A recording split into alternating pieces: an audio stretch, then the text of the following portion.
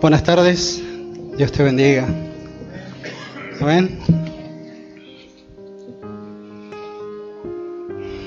Damos gracias al Señor por estar un día más reunidos en su casa de oración. Amén.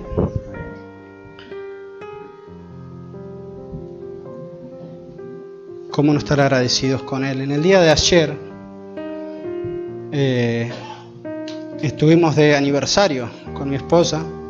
Cumplimos 13 años de casados. ¿Amén? 13 años. Gracias. Gracias a Dios. Y en estos 13 años pasaron muchísimas cosas en nuestra vida, como la de todos los que estamos acá. Amén. Todos los que estamos casados tenemos una compañera, y las que están casadas tienen un compañero que es su amigo. Amén. Amén. ¿Tienen amigos entonces? Tiene que haber dicho amén cuando el hermano les pidió, por favor. Es nuestra amiga. Y pasaron muchas circunstancias, pasan muchas cosas. Los que recién se casaron, van a suceder circunstancias en su vida, así como nos pasaron a nosotros. Pero llega un momento en el que todo eso que sucede tiene un fruto, si está controlado por Dios. Amén. La enseñanza se llama "Está todo bajo control".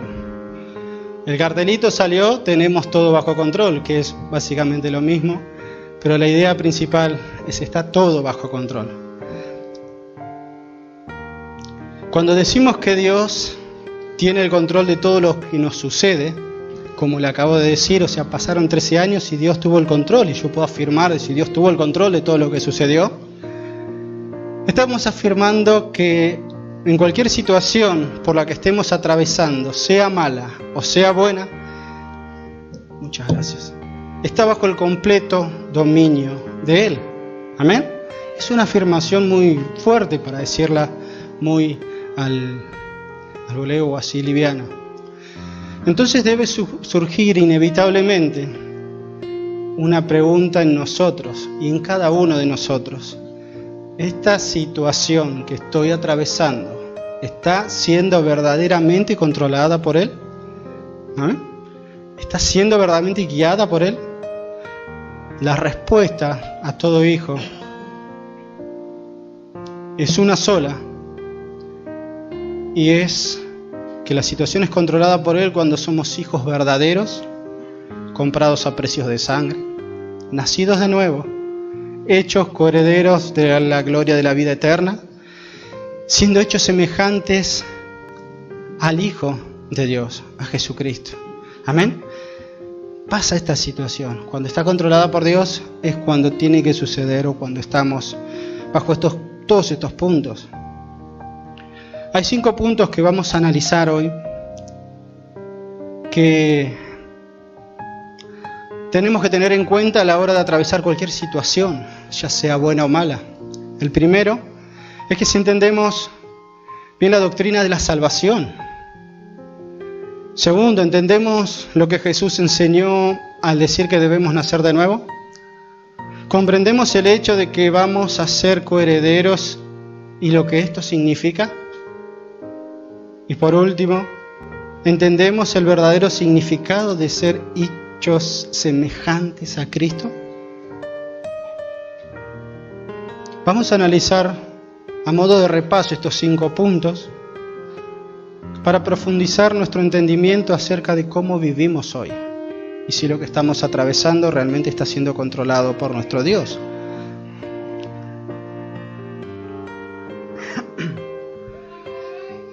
Tener en claro estos puntos es esencial para nuestra vida diaria y cotidiana, con el Señor como guía y a través de su Espíritu. Amén. Veamos el primer punto. ¿Entendemos la doctrina de la salvación? ¿Qué es la salvación? Primer punto, la salvación es del Señor. Amén. Leamos Salmos 3, verso 8.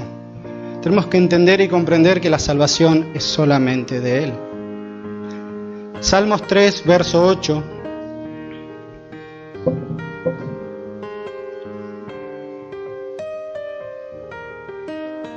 Dice: la salvación es de Jehová, sobre tu pueblo sea tu bendición. Amén. La salvación es del Señor, el primer punto. La salvación es el propósito de Dios. Acompañemos a 2 de Timoteo 1:9. Hay varios versículos.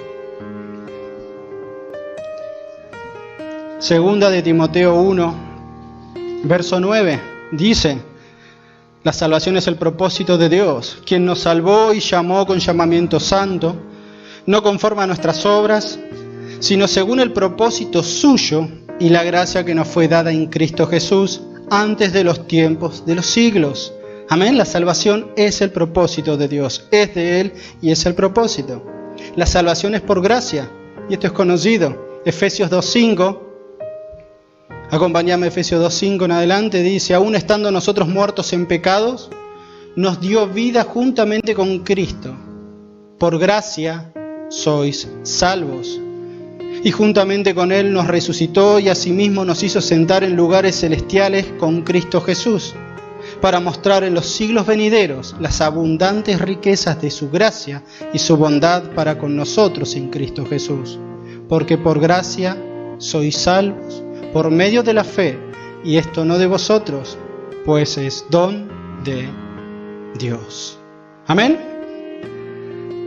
En Tito 2:11 dice: porque la gracia de Dios se ha manifestado para salvación a todos los hombres, enseñándonos que, renunciando a la impiedad y a los deseos mundanos, vivamos en este siglo sobria, justa y piadosamente, aguardando la esperanza bienaventurada y la manifestación gloriosa de nuestro Dios y Salvador Jesucristo, quien se dio a sí mismo por nosotros para redimirnos de toda iniquidad y purificar para sí un pueblo propio, celoso de buenas obras. Amén.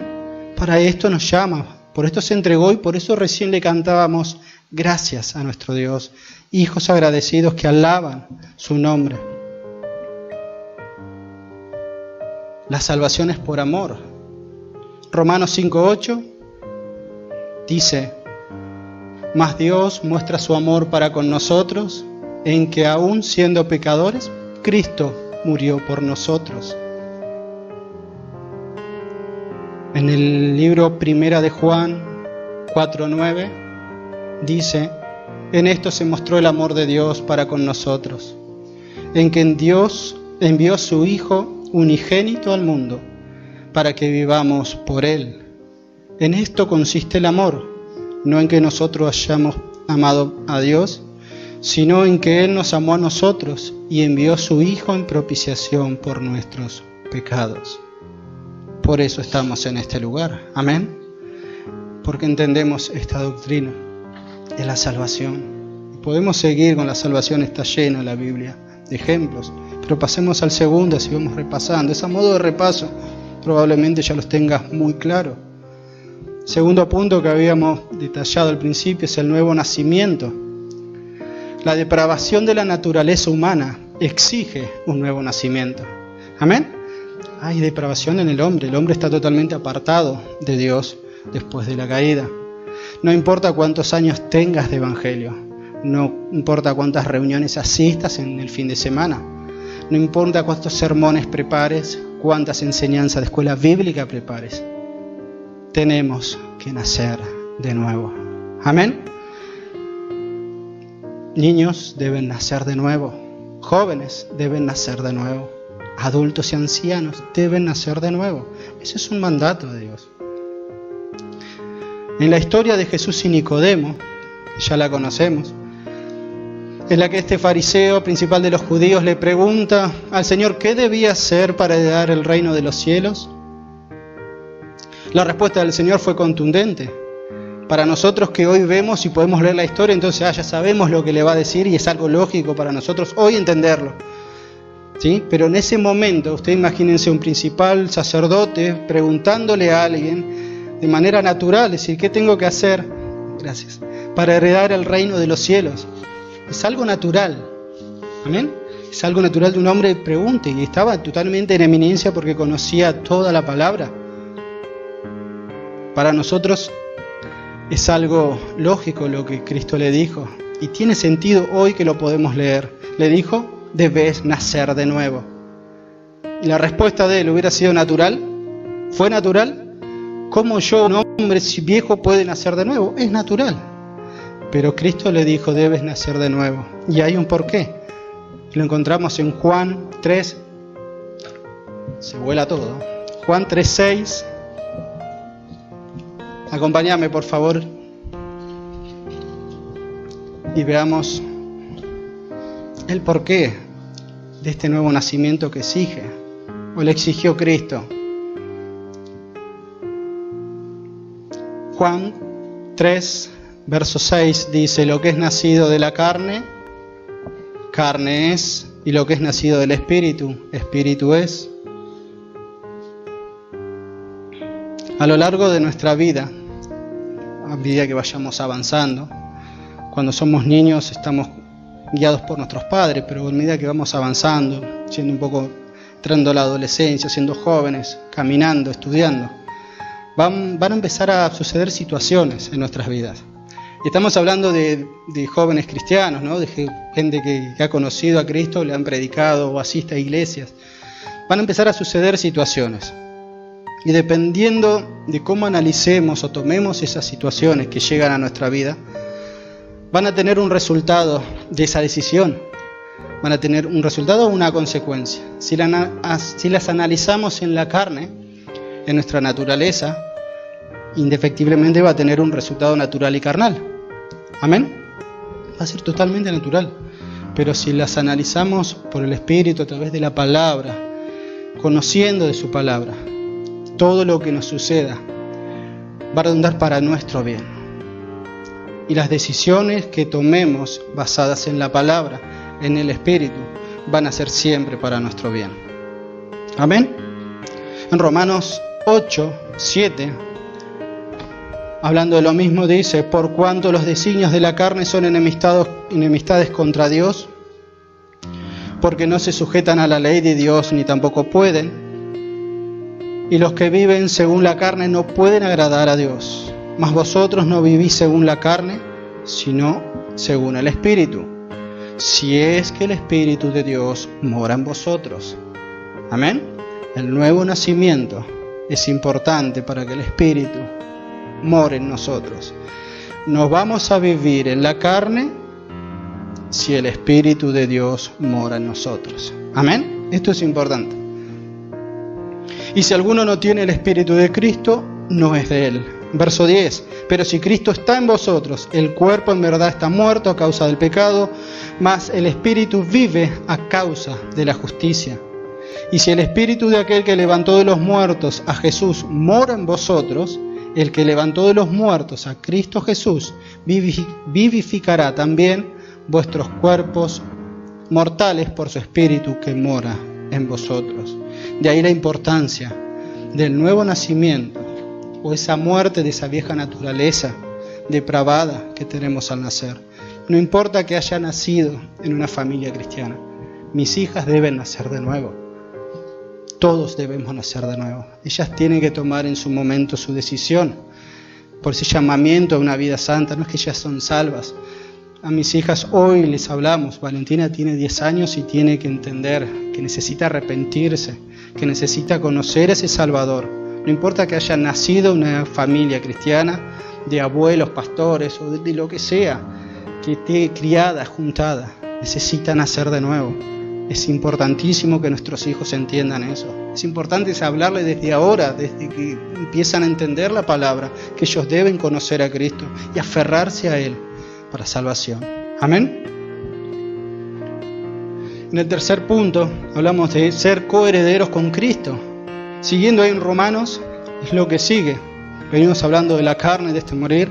Romanos 8:12, recién leímos hasta el 11. Dice, así que, hermanos, deudores somos, no a la carne, para que vivamos conforme a la carne. Porque si vivís conforme a la carne, moriréis. Mas si por el Espíritu hacéis morir las obras de la carne, viviréis. Porque todos los que son guiados por el Espíritu de Dios, estos son hijos de Dios. Pues no habéis recibido el espíritu de esclavitud para estar otra vez en temor, sino que habéis recibido el espíritu de adopción, por el cual clamamos, Abba, Padre. El Espíritu mismo da testimonio a nuestro espíritu de que somos hijos de Dios. Y si hijos de Dios, también herederos, herederos de Dios y coherederos con Cristo, si es que padecemos juntamente con Él, para que juntamente con Él seamos glorificados. Amén. Tenemos que padecer por Cristo, pero debemos nacer de nuevo, agarrarnos de ese nuevo nacimiento, aceptar esa salvación de nuestro Dios. El cuarto punto, esta vida es de paso. En Hebreos 11, acompáñame a Hebreos 11, del 12, vamos a leer en adelante.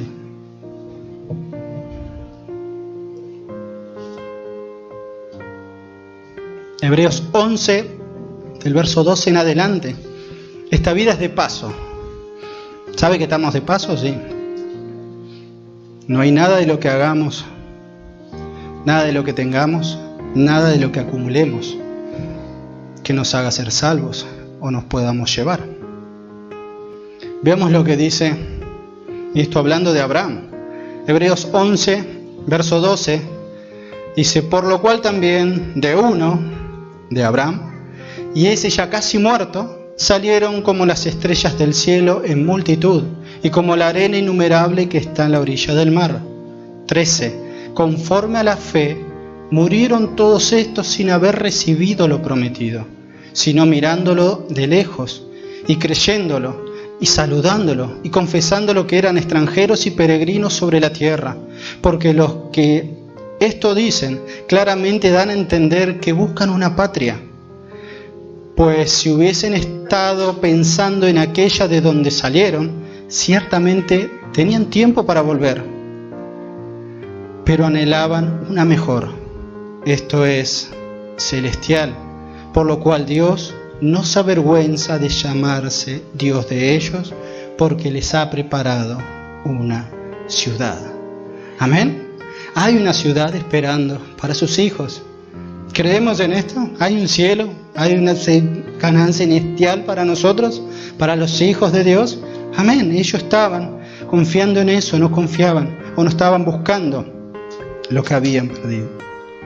En 1 de Pedro 2:6, estas vidas de paso, dice 1 de Pedro capítulo 2, verso 6.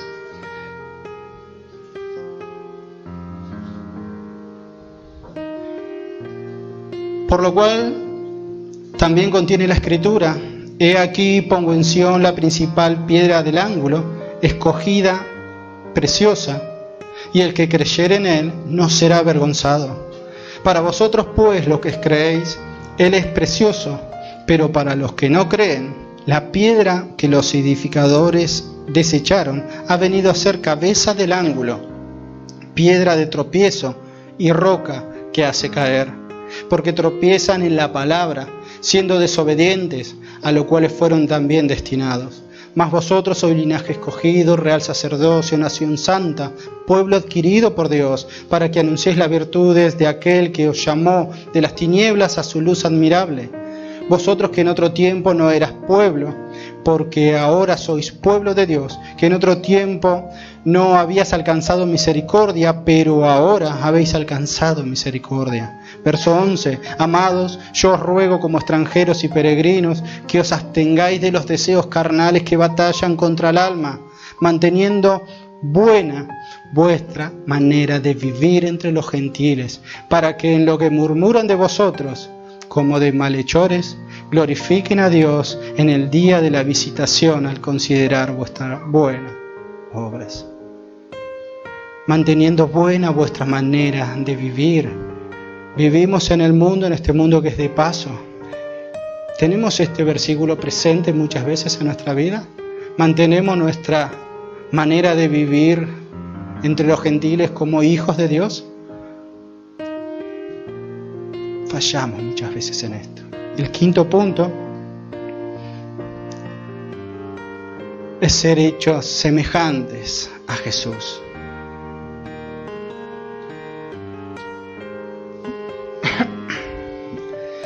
En el libro de Juan, capítulo 3, leemos: mirad cuál amor nos ha dado el Padre para que seamos llamados hijos de Dios.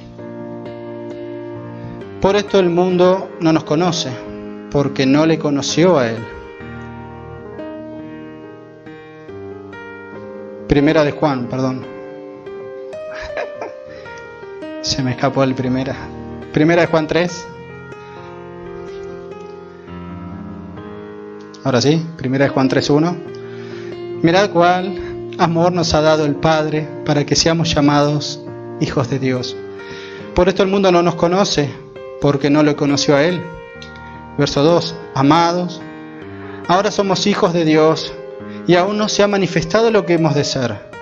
Pero sabemos que cuando Él se manifieste seremos semejantes a Él, porque le veremos tal cual es. Y todo aquel que tiene esta esperanza en Él se purifica a sí mismo, así como Él es puro. Recuerden que estamos viendo las situaciones que atravesamos están siendo controladas por Dios. Tienen que estar todas estas características en nuestra vida, en nuestro matrimonio, en nuestra familia, para que esté realmente controlada por Él. Verso 4. Todo aquel que comete pecado infringe también la ley, pues el pecado es infracción de la ley. 5. Y si sabéis que Él apareció para quitar nuestros pecados y no hay pecado en Él. Todo aquel que permanece en Él no peca. Todo aquel que peca no le ha visto ni le ha conocido. Hijitos, nadie os engañe. El que hace justicia es justo, como Él es justo. El que practica el pecado es el diablo, porque el diablo peca desde el principio. Para esto apareció el Hijo de Dios, para deshacer las obras del diablo. Todo aquel que es nacido de Dios no practica el pecado, porque la simiente de Dios permanece en él y no puede pecar, porque es nacido de Dios. Y el verso 10 dice: en esto se manifiestan los hijos de Dios y los hijos del diablo. Todo aquel que no hace justicia y que no ama a su hermano no es de Dios. Amén. ¿Cómo estamos con el amor a nuestros hermanos? ¿Cómo estamos con nuestro amor hacia cualquier persona, prójimo? Hablando de amor de hermanos, vamos a entrar en tema. Vamos a recordar la historia de este muchacho de 17 años, envidiado por sus hermanos y vendido por estos a mercaderes israelitas. ¿Te imaginas un hermano así? ¿Tuviste un hermano así, no? Tenés que armar a tus hermanos. Por ahí sí, hay hermanos que son medio malditos. Envidiado y vendido por estos a mercaderes. Les pidió compasión y misericordia y no la recibió. Sufrió castigo injustamente por guardarse puro ante la esposa de un tal Potifar. Fue encarcelado. Es un soñador, un muchacho. Un joven al que Dios guardaba en todo.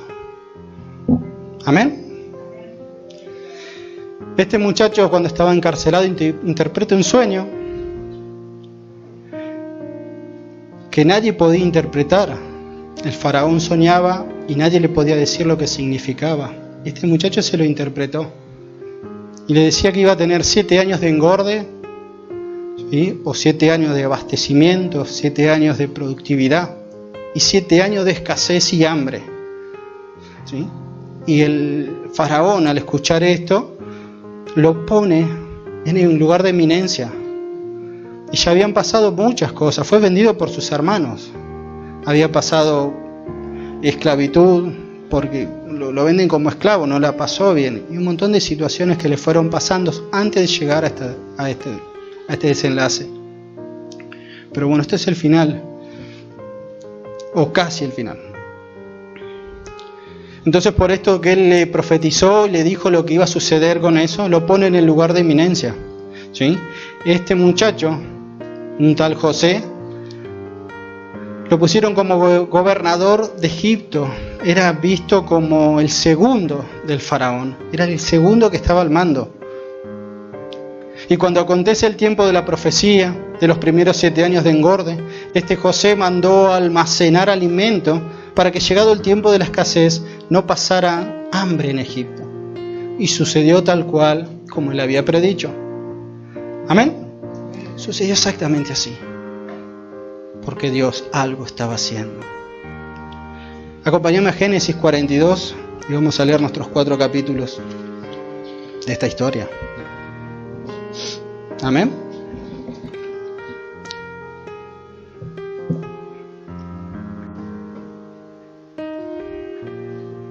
En esto que llega la escasez, empieza a haber hambre en todo Egipto, ¿no es cierto? Y en los alrededores también. Y llegó a Canaán. Génesis 42. Dice, los hermanos de José van a Egipto. Génesis 42, verso 1. Viendo Jacob, noten que dice Jacob, no dice Israel. En Egipto había alimentos, y dijo a sus hijos, ¿por qué os estáis mirando? Y dijo, he aquí yo he oído que hay víveres en Egipto. Descended allá y comprad de allí para nosotros, para que podamos vivir y no muramos. Descendieron los 10 hermanos de José a comprar trigo en Egipto. Mas Jacob no envió a Benjamín, hermano de José, con sus hermanos, porque dijo, no sea que le acontezca algún desastre. Vinieron los hijos de Israel a comprar entre los que venían, porque había hambre en la tierra de Canaán. Analicemos un poco la situación que acabamos de leer. Estos muchachos habían vendido a su hermano y habían guardado este secreto. Habían tenido bajo control toda esta situación hasta este momento. ¿Amén? Empezó esta hambre. Jacob tenía riquezas, tenía tierras, tenía ganado. Empezó a haber hambre, mucha hambre en la tierra, que la gente estaba muriendo de hambre. Entonces estaba Jacob un día y ve a los vecinos que pasan con mucha mercadería, bolsas, ¿no? del día y qué sé yo, para comprar y para repartir. Mira, tenemos comida y vos no tenés. O sea, ¿qué pasó? ¿De dónde la traes? La traemos de Egipto. Entonces cuando dice, viendo Jacob que en Egipto había alimentos, dijo a sus hijos, ¿por qué os estáis mirando?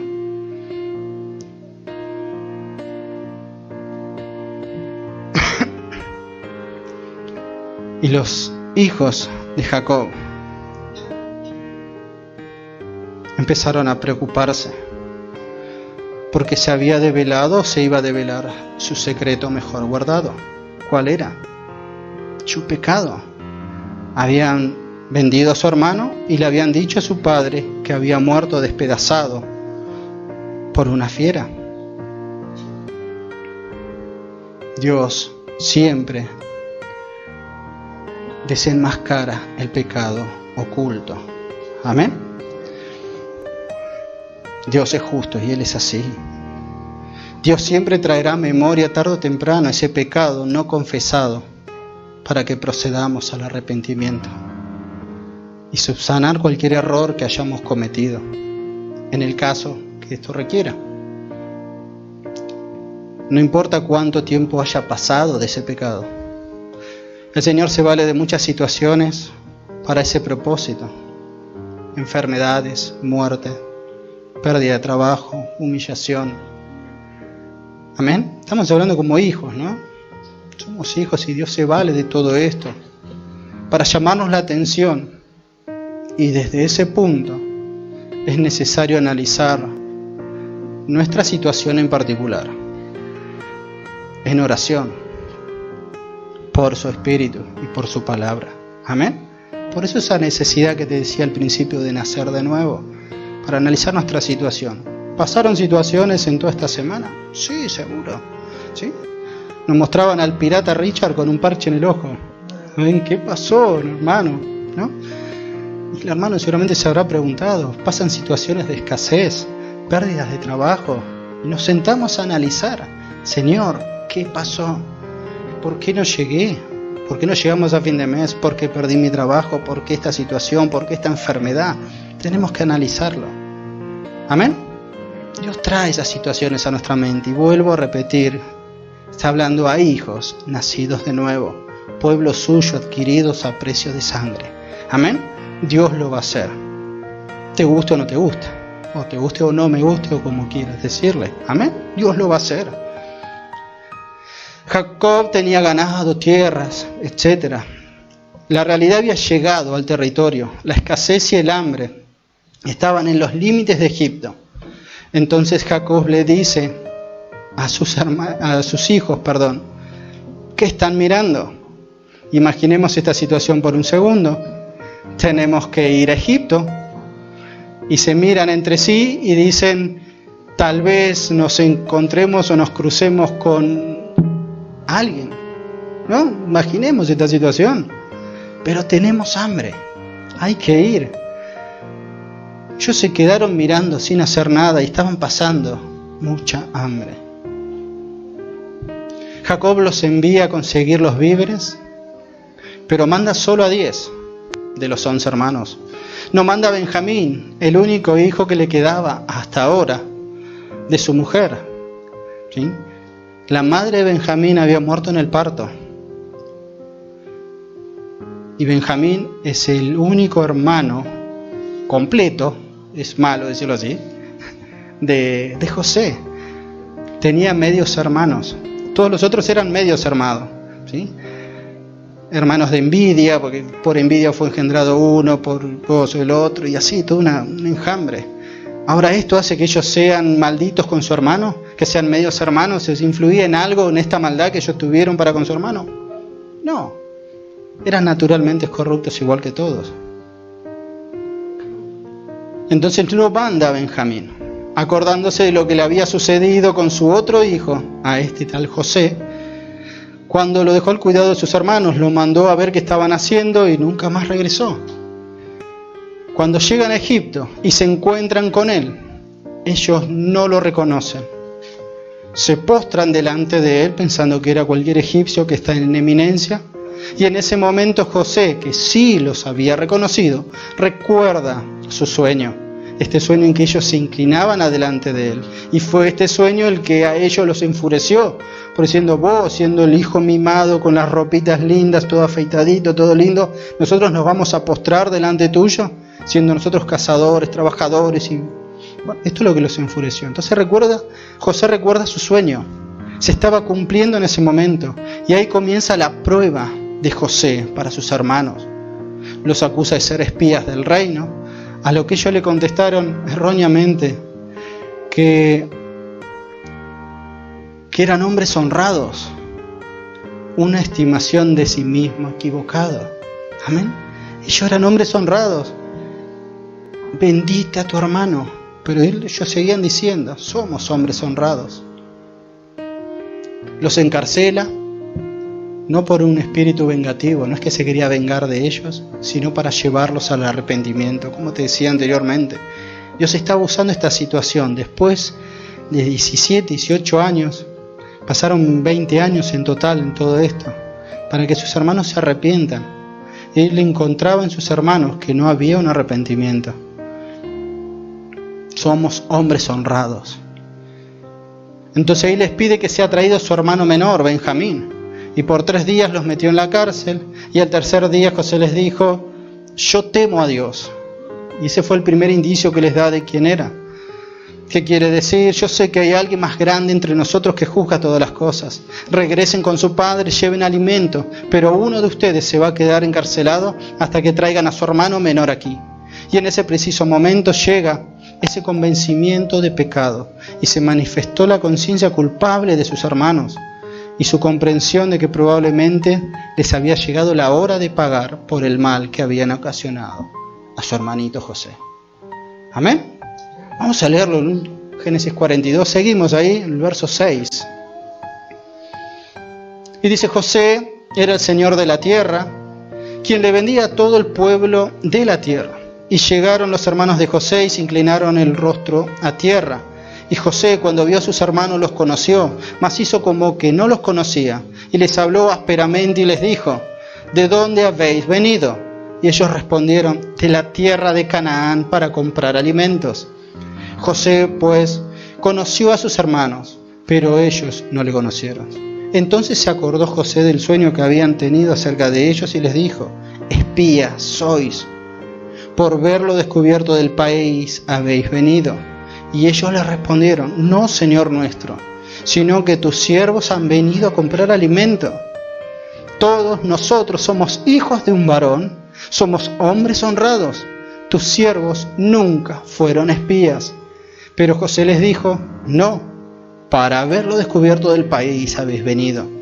Verso 13, y ellos le respondieron: tus siervos somos 12 hermanos, hijos de un varón de la tierra de Canaán. Y he aquí, el menor está hoy con nuestro padre, y el otro no aparece. ¿Cómo puede ser que no aparece? Mentira, hombres honrados. Anteriormente dije: somos hombres honrados, no aparece. Los mataron ustedes, los vendieron ustedes. Hombres honrados no. Verso 14, y José les dijo: eso es lo que os he dicho, afirmando que sois espía. En esto seréis probados. Vive Faraón, que no saldréis de aquí, sino cuando vuestro hermano menor viniere aquí. Enviad a uno de vosotros y traiga a vuestro hermano, y vosotros quedad presos, y vuestras palabras sean probadas, si hay verdad en vosotros. Y si no, vive Faraón, que sois espía. Los iban a matar. Estaba diciendo: si esto es mentira, los van a matar. Entonces los puso juntos en la cárcel por 3 días. Y al tercer día les dijo José: haced esto y vivid. Yo temo a Dios. Si sois hombres honrados, quede preso en la casa de vuestra cárcel uno de vuestros hermanos, y vosotros id y llevad el alimento para el hambre de vuestra casa. Pero traeréis a vuestro hermano menor, y serán vivificadas vuestras palabras, y no moriréis. Y ellos lo hicieron así.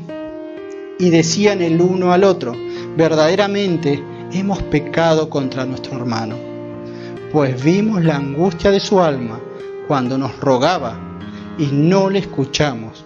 Por eso ha venido sobre nosotros esta angustia. Verdaderamente hemos pecado contra nuestro hermano.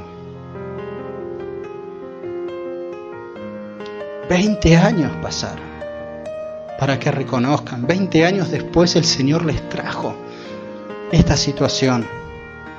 ¿Tenemos todo bajo control? Está todo bajo control. Tenemos todo controlado.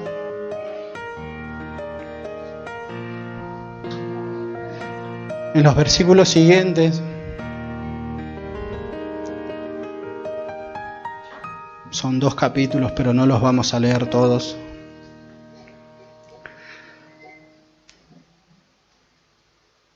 Rubén, por ejemplo, le recrimina. Los hermanos, Rubén fue el que los paró cuando lo iban a matar y les dijo: no pequen contra este muchacho.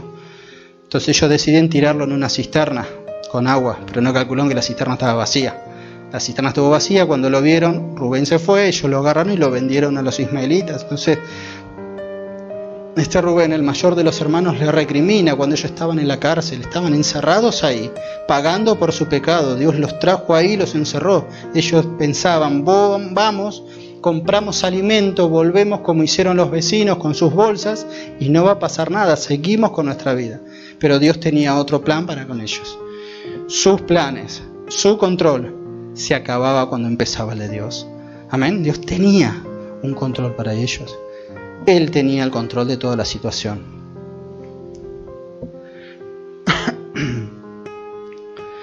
Cuando este Rubén estaba hablando con sus hermanos y les decía esto, José estaba ahí. Y él, pensando que José no le entendía su lengua, él habló con sus hermanos y lo puso en angustia a José. José se aparta y llora, angustiado por escuchar. Está escuchando: muchachos, le hicimos mal a nuestro hermano, nosotros ahora estamos pagando. Y él estaba ahí. Y ellos estaban reconociendo su pecado, estaban reconociendo algo estaba cambiando. Enseguida vuelve José y se hace el pacto con ellos para que regresen a su casa, todos menos Simeón. Llevarán el alimento, pero traerán a Benjamín para que yo le suelte y no lo mate a Simeón. Cuando le cuentan esto a Jacob, llevan el alimento. Jacob se niega a mandar a su hijo, a Benjamín, el único que le quedaba.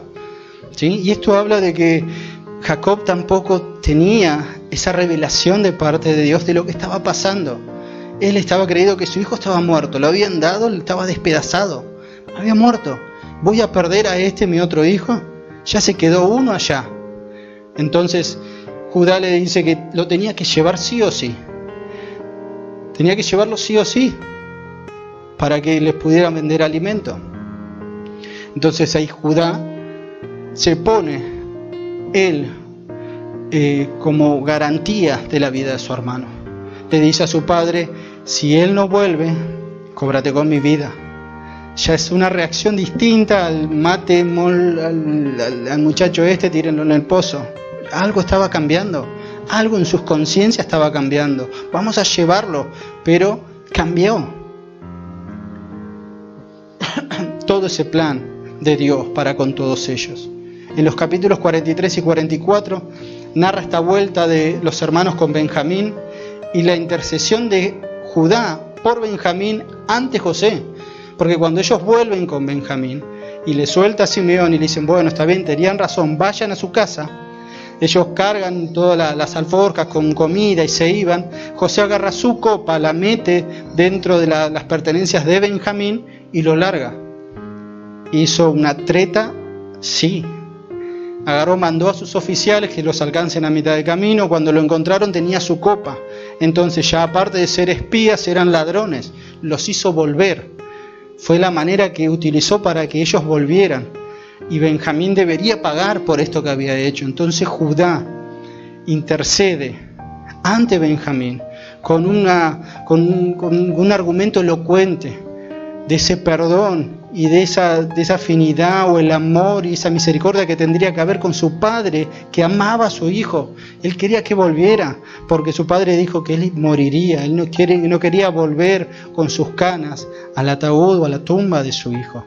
Ya había perdido uno, voy a perder el otro. Entonces Judá hace esta intercesión entre Benjamín y José. Y esto demuestra que ya no eran los mismos. Como les dije recién, algo ya había cambiado, Dios ya estaba tratando, algo cambió en ellos. Ya estaban siendo moldeados para ese arrepentimiento. Ya no estaba todo bajo control de ellos, sino que había algo que estaba cambiando. Y en el capítulo 45, acompáñame, por favor.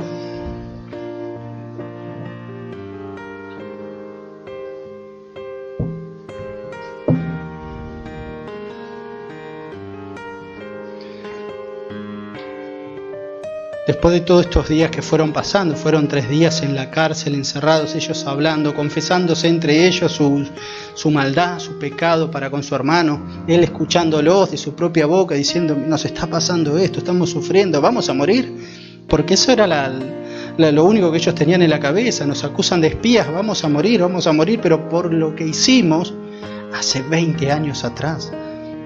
Entonces llega este momento, Génesis 45, dice, no podía ya José contenerse delante de todos los que estaban al lado suyo, y clamó, haced salir de mi presencia a todos.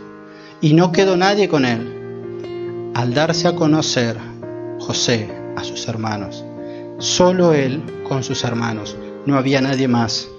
Verso 2, entonces se dio a llorar a gritos, y oyeron los egipcios, y oyó también la casa de Faraón. Y dijo José a sus hermanos, yo soy José, ¿vive aún mi padre? Y sus hermanos no pudieron responderle, porque estaban turbados delante de él. Entonces dijo José a sus hermanos, acercaos ahora a mí. Y ellos se acercaron, y él les dijo, yo soy José vuestro hermano, el que vendisteis para Egipto. ¿No es cierto? ¿Qué pasó? ¿Y ahora qué hacemos? Ahora sí morimos, ¿o no? Ponete en ese lugar.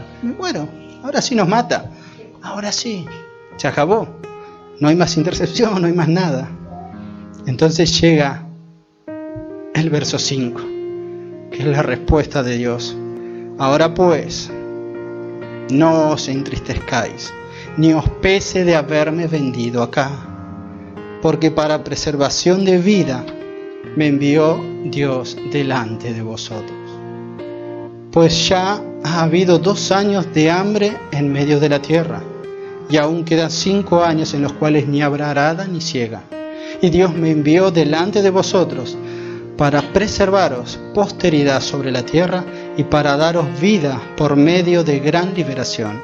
Así pues, no me enviaste acá vosotros, sino Dios, que me ha puesto por padre de Faraón y por señor de toda su casa y por gobernador en toda la tierra de Egipto. Amén. Fíjense cómo cambió la situación. Yo calculo que José hasta ese momento tampoco había comprendido su sueño. No entendía por qué estuvo sufriendo todo ese tiempo, sufriendo la devastación de que tus propios hermanos te vendieran, que vos les clames misericordia y ellos lo hayan vendido igual. No les importó.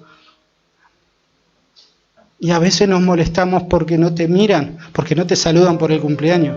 Y a este muchacho lo vendieron sus hermanos, ¿sí? Lo acusaron injustamente, él se guardó limpio y puro para con Dios. Y hubo una mujer que lo quiso seducir, y él se apartó de eso y dijo que no. Y esta mujer con engaño dijo, él me hizo esta aberración, y fue preso por eso. Fíjense todas las situaciones que fue pasando. Y estamos hablando de 20 años, yo les conté hace 13 años que estoy casado. 13 años pasaron un montón de cosas, tenemos 3 hijas. Con 3 hijos tienes un montón de anécdotas para contar, y no muchas felices. Horas de hospital, noche, ¿no es cierto? Hay muchas situaciones, y este muchacho pasó 20 años.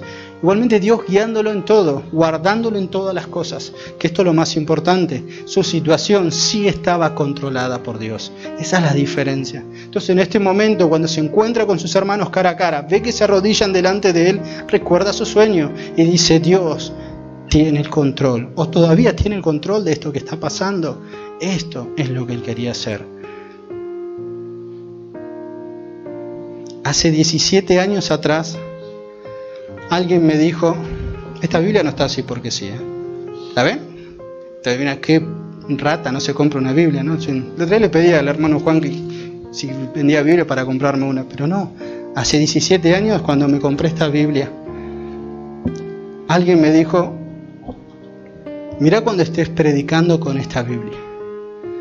Y yo hace 17 años lo miré y me le reí en la cara. ¿Sí? Esto es verídico, es real. Lo hice así, yo no... Sí. Y hoy, después de tanto tiempo, lo estoy haciendo. ¿Amén? Y yo digo, no, la verdad no quiero, porque esta es la verdad. Hay muchas cosas que no quiero hacer en mi vida, y una de muchas tantas es hacer esto, porque es una responsabilidad terrible. Pasaron 17 años de cosas buenas y cosas malas. Y José pasó 20 años de cosas buenas también, dentro de la cárcel. Conoció gente muy buena con él, un copero que se copó con él, se acordó de él cuando tenía que volver, ¿no? Lo dejó ahí, podrito. El otro muchacho pobre iba a morir y murió, ¿no? Pasaron cosas en la vida de este José. Y él dice, así que no me enviaste vosotros a este lugar, sino Dios, que me ha puesto por padre de Faraón y por señor de toda su casa, por gobernador de toda la tierra. Era el segundo al mando. Lo veían a José, era el segundo. Los hermanos aturdidos ante la revelación de quién era realmente la persona con la que estuvieron tratando. Ellos oyeron con atención esta expresión de una obra maestra de reconocimiento y sometimiento a la soberanía de Dios.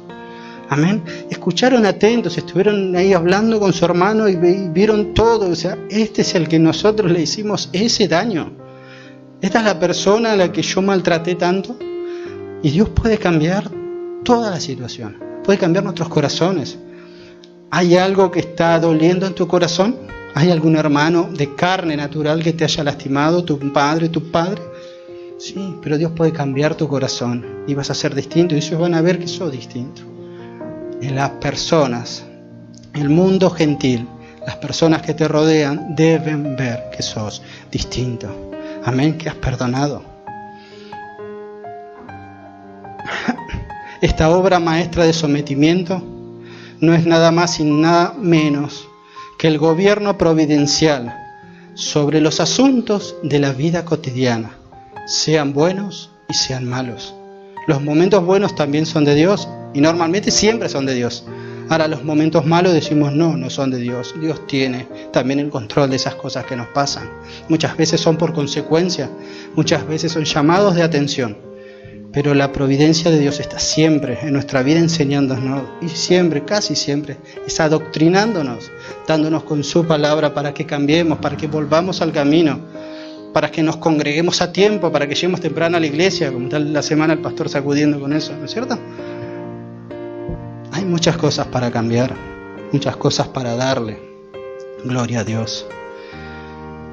Génesis 45, versos 9, sigue diciendo José: daos prisa, id a mi padre y decidle: así dice tu hijo José, Dios me ha puesto por señor de todo Egipto, ven a mí, no te detengas. Habitarás en la tierra de Gosén y estarás cerca de mí, y tú y tus hijos y los hijos de tus hijos, tus ganados, tus vacas y todo lo que tienes, y allí te alimentaré, pues aún quedan 5 años de hambre, para que no perezcas de pobreza tú y tu casa y todo lo que tienes. He aquí, vuestros ojos ven, y los ojos de mi hermano Benjamín, que mi boca os habla. Haréis pues saber a mi padre toda mi gloria en Egipto y todo lo que habéis visto. Y daos prisa y traed a mi padre acá. Verso 14.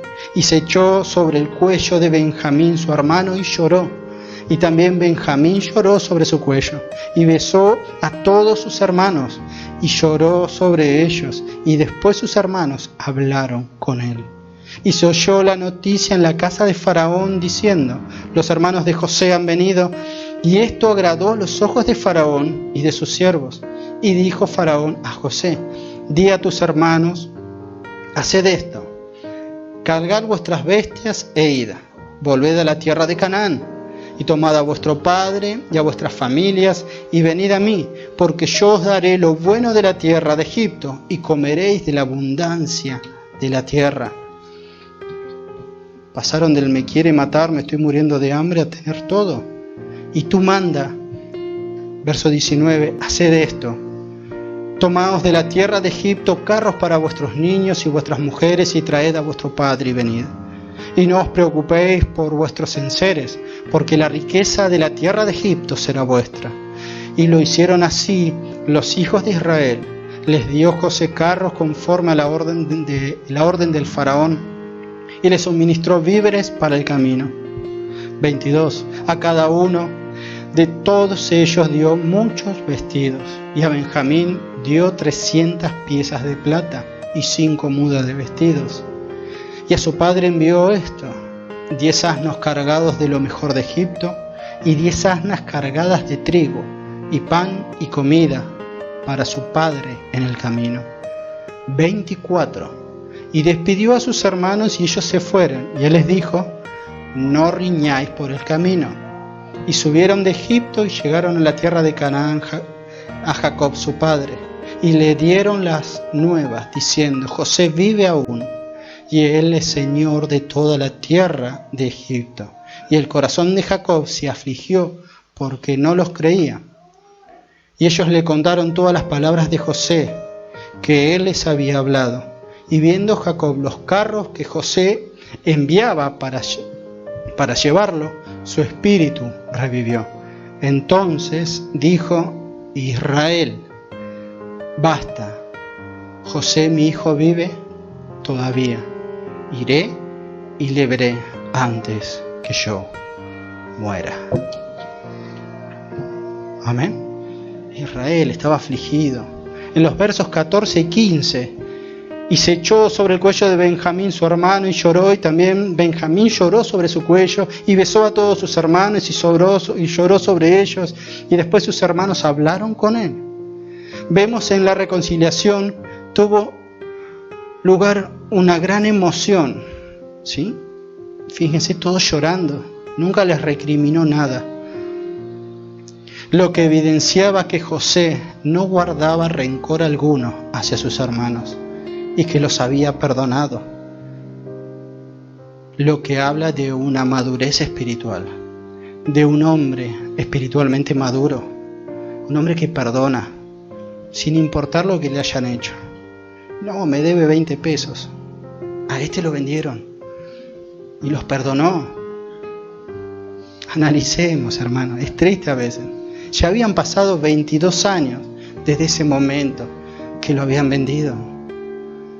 Amén. Y Él lo perdona. Sabe esa providencia. El verso 16. Y se oyó la noticia en la casa de Faraón. Y esto es una muestra del control de Dios y su providencia. Y se oyó la noticia en la casa de Faraón, diciendo: los hermanos de José han venido. Y esto agradó en los ojos de Faraón y de sus siervos. Vemos el sello final de la aprobación de parte del Faraón para que ingresaran los parientes de José fue sin que se los haya pedido. Nunca les pidió José que los trajera. El Faraón dijo: tráiganlos,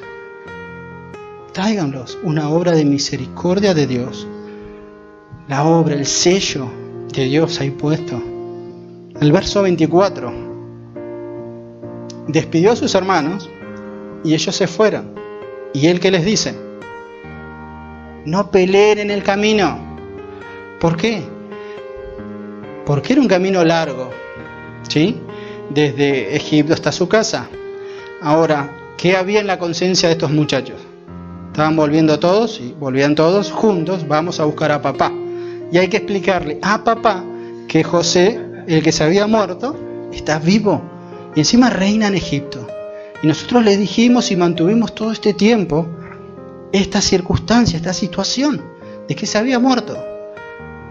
Tuvimos bajo control todo este tiempo, pero hoy debemos confesar. Imagínense la caminata de estos muchachos, por eso le dijo que no peleen. Si no, fuiste vos, ¿y qué le decimos? No, porque José dijo que nosotros nos íbamos a arrodillar ante él, entonces nos hizo enojar, entonces los tiramos en un pozo. No, toda una discusión. Las palabras de Dios siempre son acertadas. No está porque sí, le dijo no peleen. Yo ya los perdoné, quiere decir eso. Ya está olvidado. No discutan por esto. Vayan y tráiganme a mi papá. Eso es lo único que les dijo. No importa, él no les va a decir nada porque fue así. Vayan y tráiganmelo. No peleen para nada.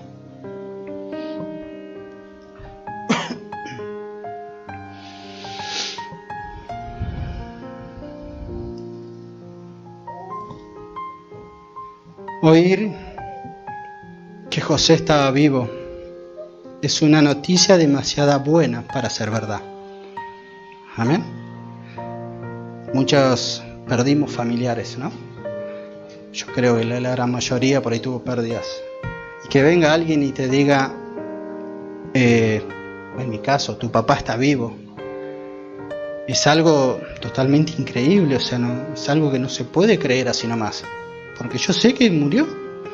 O sea, yo lo vi, falleció.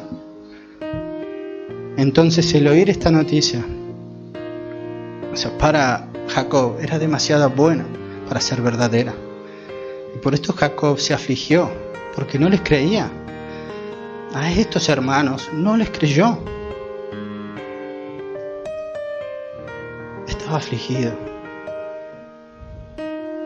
Y nosotros muchas veces nos afligimos porque no creemos. No creemos. Pasan situaciones donde Dios nos sostiene y no creemos. A la larga Jacob se convence de la verdad. Él estaba viejo y no esperaba vivir muchos años más. Entonces, como leímos, él dice: que mis ojos se refresquen con esta visión antes que se cierren. Y después de eso, no necesito otra cosa para hacerme feliz en este mundo. Habla de la aflicción de este padre que sufrió por la pérdida de un hijo. No había nada que lo pusiera feliz, sino encontrarse con Él nuevamente para poder ser feliz, para poder tener ese gozo completo en su vida. Y así se manifiesta Jesucristo con cada uno de nosotros. Se manifiesta como hermano y amigo. Antes quienes una vez lo despreciaron y fueron sus enemigos, lo maltrataron, lo humillaron, lo colgaron de una cruz. Él nos asegura su amor y la riqueza de su gracia, sin pedirnos nada a cambio. José le dijo: no, peleen, yo ya los perdoné. Vayan a buscar a mi padre y gocemos de esto.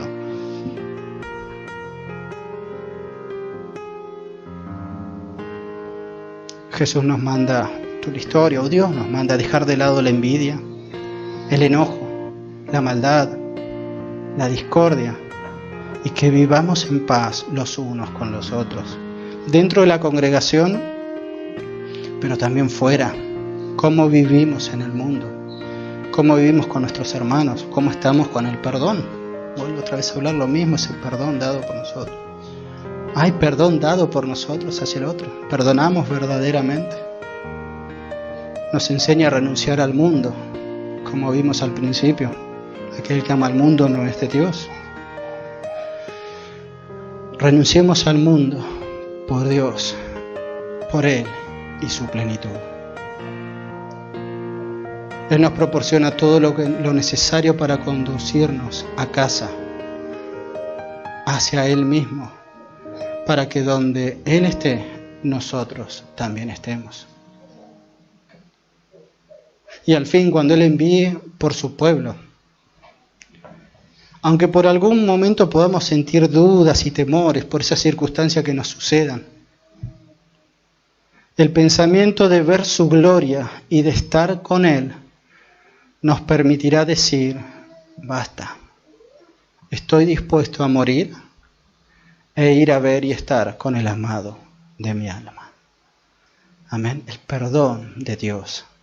Este perdón, estos planes que hayas hecho para estos días, no son nada comparado a la eternidad que Dios tiene para cada uno de nosotros. Amén. Y termino con un versículo que leímos. En esto se manifiestan los hijos de Dios y los hijos del diablo. Todo aquel que no hace justicia y que no ama a su hermano no es de Dios. ¿Somos justos? ¿Amamos a nuestro hermano? Hermano de sangre, hermano en la congregación, a tu prójimo. El que no ama a su hermano no es de Dios. No seamos como los hermanos de José, que por envidia, por celos, por contienda, guardaron por tanto tiempo porque son hijos de Dios. Dios los sostuvo igual, los mantuvo. Pero no seamos como ellos. Y que en algún momento, dentro de 2 años, 3 años, 20 años, suceda algo inesperado en nuestra vida que nos haga decir: qué equivocado estuve todo este tiempo. Me podría haber gozado, no por las riquezas, porque eso es algo efímero que muere, pero ellos estaban pasando hambre, ellos estaban pasando necesidad, y no buscaban de Dios, no buscaron. Dios los buscó, Dios los trajo de esa manera y les ofreció todo. Jesús, el Cristo, el que padeció por nosotros, nos ofrece lo mismo. Y muchas veces pasamos cosas y circunstancias porque cerramos nuestro corazón y no vemos ese sacrificio que Él hizo en la cruz. No vemos esa circunstancia que Él vino a atravesar por nosotros, a morir por amor. La salvación es por amor, es por gracia, es un don de Dios, la fe. Amén. Vivamos como hijos de Dios, que quieren agradar a Dios. Analicemos cada una de nuestras circunstancias y situaciones. Analicemos personalmente, para adentro, cada uno, cómo está viviendo, cómo está manejando su vida, cómo están los mandamientos de Dios en nuestra vida diaria y cotidiana, cómo está nuestro trato, cómo nos ven los vecinos, cómo me ve mi hermano. Amén. Hoy el hermano preguntaba, ¿alguno tiene un amigo? Y es difícil. Mi esposa te lo puede decir, yo tengo una vara muy alta por la amistad. O sea, me cuesta, sí, me cuesta, pero por lo que viví, ¿no es cierto? A uno le cuesta relacionarse muchas veces por las circunstancias, pero no debe ser así con los hermanos en la fe. Los hermanos que compartimos la misma fe, que fuimos comprados, somos todos iguales. Somos personas que estamos o estábamos camino al infierno, y sin Cristo vamos a ser igual. Amén. Somos todos iguales ante los ojos de Dios. No hay jerarquía, no hay nada, no va a haber nada. Somos todos pecadores, lejos de Dios. Busquemos de Dios, cambiemos lo que haya que cambiar, como siempre comparto. Y vivamos como hijos verdaderos, no como los hermanos de José. Para que no nos suceda esto, que en algún momento decir, me van a matar. Que no llegue ese momento que sientas un revólver en la cabeza porque alguien te está robando el celular solamente y digas, Dios, ahora sí me voy a portar bien. Ahora sí voy a diezmar lo que tengo que diezmar, voy a ofrendar lo que tengo que ofrendar cuando me decís. Amén. Y no estamos pidiendo plata. Nunca vas a escuchar de mi boca pedir dinero. Pero hay circunstancias en las que nosotros decimos, Dios tiene el control de todo. Y la economía no es una de ellas. Amén. Pasamos circunstancias económicas muchas veces porque Dios no controla esa situación. Porque no lo dejamos. Porque no hacemos lo que Él nos dice. Amén. La iglesia es sostenida por sus fieles, por sus ministros. Todos son ministros. ¿Te sentís ministro de Casa de Oración Banfield? Amén. Son todos ministros. Todos ayudamos a la sostención. ¿Y voy a terminar predicando sobre la ofrenda del diezmo? No, pero es algo que es parte de la obediencia. Es parte de nuestro amor hacia Dios. El conocer a Dios hace que nosotros ofrendemos voluntariamente y sin que nadie nos diga nada y sin que nos duela el corazón. Llegar a tiempo a cada reunión, también. Hoy no llegó tarde, aparecen los carteles en la semana. Fuimos todos corriendo con el relojito y compartimos.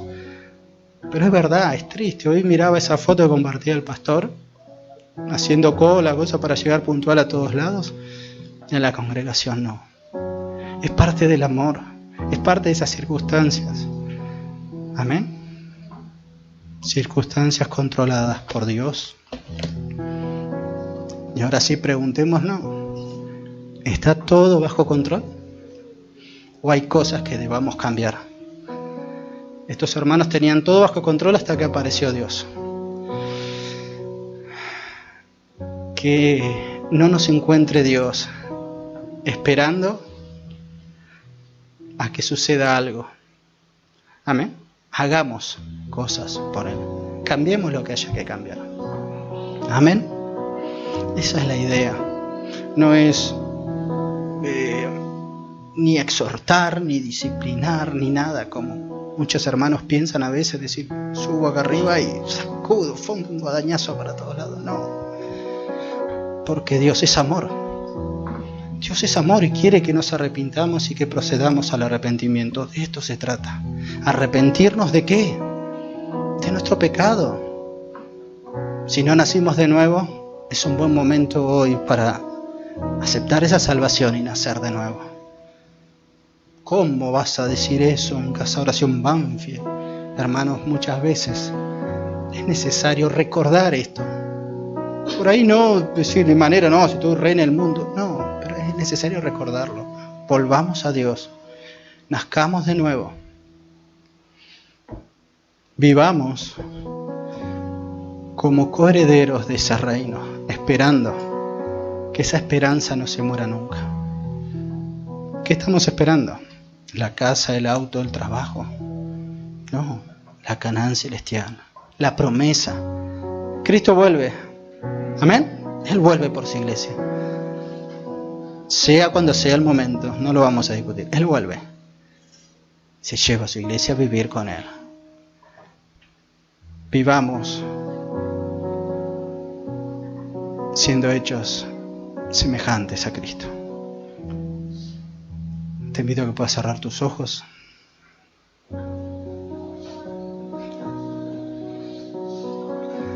Y presentemos nuestras vidas delante de Él. Te repito, somos todos iguales. Hoy Dios nos mira de la misma manera. No hay más ni menos. No por ser pastor lo mira diferente. No por ser la esposa del pastor lo mira diferente. No por ser los ministros de alabanza Dios los mira diferente. Son todos iguales delante de Él. Señor, hemos llegado a tu casa de oración con el único propósito de alabarte y adorarte, Señor. Se comenzó la reunión de esta manera. Venimos a adorar al único Dios verdadero, aquel que es digno de recibir toda la adoración. A este Dios maravilloso, a vos, solamente a vos. Señor, si hay situaciones en nuestra vida en la que estamos diciendo que está todo bajo control, pero en realidad no queremos entregar el control de algún área, te pedimos que nos hables hoy mismo para poder cambiarla. Que nos muestres a través de tu palabra qué área debemos cambiar, qué área debemos corregir, Señor. No queremos que llegue esa prueba difícil, Dios Padre, donde sea quebrada nuestra voluntad para que se cumpla la tuya, Señor. Rompe nuestros corazones de piedra. Pon ese corazón de carne en nuestra vida. Señor, necesitamos de ti. Necesitamos de tu amor. Por eso, Señor, estamos en este lugar. Gracias por hablarnos, gracias por permitir que podamos abrir tu palabra y compartir una vez más una reunión, juntos, en armonía, y ayúdanos a vivir diariamente como hijos tuyos. Gracias, Señor. Amén. Dios te bendiga. Ante el Hijo de Dios me entrego. Ante el Hijo de Dios me rindo. Por amor Él se entregó. Por amor su vida dio. Es por eso que ando